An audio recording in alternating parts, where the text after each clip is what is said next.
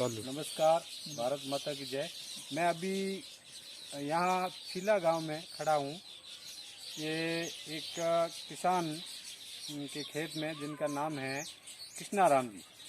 आप बता रहे हैं कि पिछले साल भर से इन्होंने जैविक खाद खेती को लेकर के, खाद को लेकर के कुछ प्रयोग शुरू किया है, उसके बारे में हम बातचीत करेंगे। नमस्कार कृष्णाराम जी। नमस्कार। आपका क्या मानना है इस जैविक खाद को लेकर के? जैविक खाद से कई फायदे हैं। एक तो राशन हम मेरा ट्यूबवेल है जो लगभग 25 साल हो गए कराए हुए को, तो 25 सालों से हम देसी खाद तो डालते थे, लेकिन साथ में रासायनिक खाद यूरिया है, डीएपी है और पेस्टिसाइड है, इंसेक्टिसाइड है, खूब काम में ले मतलब जितना दूसरे लोग उतना नहीं लेते थे, लेकिन थोड़ी मात्रा कम थी। तो अब हम ये इधर उधर देख करके कि हम शिक्षा जुड़े शिक्षित वर्ग कैसे हैं, तो मुझे महसूस हुआ इधर तो बीमारियाँ सुन रहे हैं कि ये बीमारी हो गई, ये बीमारी हो गई। तो मैंने सोचा हम शिक्षित वर्ग से बिलोंग करते हुए हम कुछ नवाचार करना चाहते हैं। तो फिर हमने एक यूट्यूब देखा जिसमें जैविक खेती के बारे में कुछ मेरे को बिंदु मिले। तो मैंने जैविक खेती अपनाने का दृढ़ संकल्प ले लिया और 12 महीने हो गए, एक दाना भी मैंने डीएपी यूरिया खेत में नहीं डाला और न मैंने स्प्रे किया। और अब उस जगह मैंने ये जैविक खाद के रूप में एक खाद तैयार किया जिसमें 200 लीटर पानी के अंदर 10 किलो गोबर और 7-8 लीटर गौमूत्र और 1.5 से 2 किलो बेसन, किसी भी दाल का हो, चाहे मूंग की हो, चाहे उड़द की हो, चाहे चने की हो, वो पिसा हुआ आटा और 1.5 से 2 किलो गुड़ और एक जहाँ पर आज तक खेती नहीं हुई है जैसे पीपल हो तो अति उत्तम पीपल के नीचे की मिट्टी, इसमें आधा किलो, ये 5 चीज़ें इसमें डाल करके और हमेशा सुबह शाम एक बार घुमाना है क्लॉकवाइज, यानी घड़ी जिस दिशा में चलती है घड़ी की दिशा में इसको घुमाना है। घुमाने से लगभग 4 दिनों में ये खाद तैयार हो जाता है और तैयार होने के बाद में फिर पानी के साथ में खेतों में पानी लगा दिया और फिर फसल में कोई अंतर नहीं आया। विशेष बात यह है कि रासायनिक खाद से जो उत्पादन होता था वही उत्पादन इसी खाद से हो रहा है, कोई मुझे परिवर्तन नजर नहीं आया। बहुत अच्छा कृष्णाराम जी। एक आप देखेंगे आपके सामने ये जो 3 ढोल है पड़े हैं, चौथा ढोल है छोटा है। अभी जैसा कृष्णाराम जी ने बताया, ये छोटे छोटे अलग अलग भागों में अलग अलग प्रकार का प्रयोग है।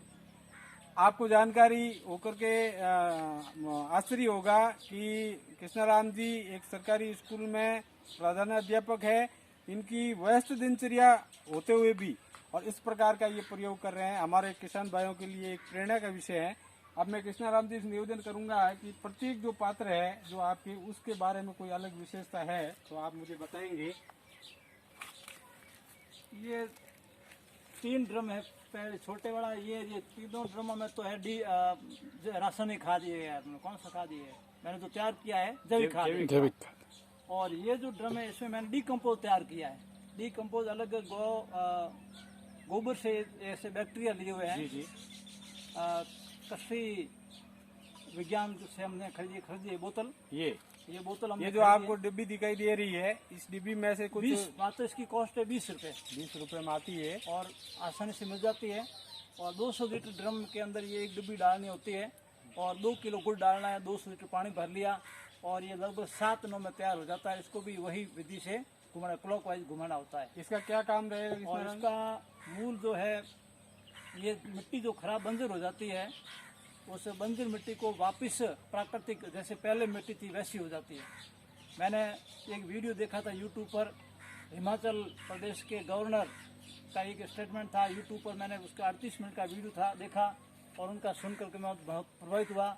उन्होंने भी यही बताया डीकम्पोज जो है बहुत ही मिट्टी के लिए गुणकारी ब्रह्मांड दवा है और मिट्टी को वापस प्राकृतिक रूप आ जाता है। आपको एक आश्चर्य होगा कि कृष्णाराम जी के जो कृषि फार्म पे और नंदी सहित लगभग 11-12 जो गौ वंश है वो उसी के माध्यम से ये सब हो रहा है। और पूरा ही परिवार, इनका बताना है कि पूरा ही परिवार इस काम में लगा रहता है और उनका भी स्वास्थ्य ठीक रहता है और खेती में और जो दवाई से जो है ये यूरिया से मुक्त जो खेती होती है उससे बीमारी भी कम होती है, इनका मानना है। और कृष्णाराम जी, आप अंतिम में हैं, किसान भाइयों के लिए क्या संदेश देना चाहिए? मैं तो यही संदेश देना चाहता हूँ कि आगे भविष्य में यदि इसी तरह जमीन में डीएपी यूरिया डालते रहेंगे, ये जमीन है तो मंजूर हो जाएगी। और ऐसे कई उदाहरण मैं आपको बता सकता हूँ, जैसे हमारे जोधपुर के पास में उम्मीद नगर है, वहाँ जमीन आज भी देख सकते हैं, वहाँ बंजर पड़ी है, कोई फसल उत्पादन नहीं हो रहा है। तो उससे हमने सीख लेते हुए ये विधि अपनाई है। और किसान भाइयों को भी ये मेरी यही सलाह है कि ये रासायनिक मुक्त कृषि फार्म हो जाना चाहिए। और इसमें जीरो बजट प्लान की खेती, इसमें कोई खर्चा नहीं है, घर के ही उत्पाद काम आ रहे हैं, बाजार से दुनिया भर के पैसे देने पड़ते हैं और उल्टा जहर अपन खा रहे हैं और खिला रहे हैं। मेरा मानना है, जहाँ तक कि कृष्णाराम जी की जो दिनचर्या है, एक माध्यमिक प्रधानाचार्य के नाते दिनचर्या क्या रहती है, आप सब शिक्षित लोग समझते होंगे। वो उनकी दूसरी भूमिका एक किसान के रूप में है, तो ये किसान के रूप में भी और एक प्रधानाचार्य के रूप में भी बहुत अच्छी भूमिका निभा रहे हैं। और इस प्रकार का अगर आप भी, और आप तो पूरे समय हैं वो खेती में ही काम करते हैं, तो निश्चित रूप से और अपने स्वस्थ खेती होगी, एकदम स्वस्थ खेती होगी, हम स्वस्थ रहेंगे, हमारे जो पशु मवेशी है वो स्वस्थ रहेंगे, उसका दूध स्वस्थ होगा, इनका कहना है। इसी प्रकार से हम करेंगे तो निश्चित रूप से ये डर है कृष्णाराम जी, डर है, और ये एक डर है और परिश्रम बहुत कम है। लोग देखते हैं कि इतना क्या करेंगे और बाजार से लाए और डाल दी, इतना नहीं करके और अपने सभी खेतों में और कृष्णाराम जी जैसा प्रयास करें। अगर ये दो भूमिका निभाते हुए, एक सरकारी प्रधानाध्यापक के नाते, दूसरा घर में एक आदर्श किसान के नाते भूमिका निभा सकते हैं, तो मेरा भी आपसे निवेदन रहेगा कि आप इनसे प्रेरित होकर, जिस प्रकार से हिमाचल के राज्यपाल बता रहे हैं आप, राज्यपाल महोदय के प्रेरणा से इन्होंने ये शुरू की है, और मैं आपसे निवेदन करूंगा इस बात के माध्यम से कि कृष्णाराम जी के और प्रेरणा लेकर के आप सभी किसान भाई और इस कंपोज खेती को और बढ़ाएंगे और भारत को स्वावलंबी बनाएंगे, स्वस्थ बनाएंगे और समृद्ध बनाएंगे, ऐसा मेरा आपसे निवेदन। जय भारत। वैसे कर दो, हमें सेव कर दो वीडियो।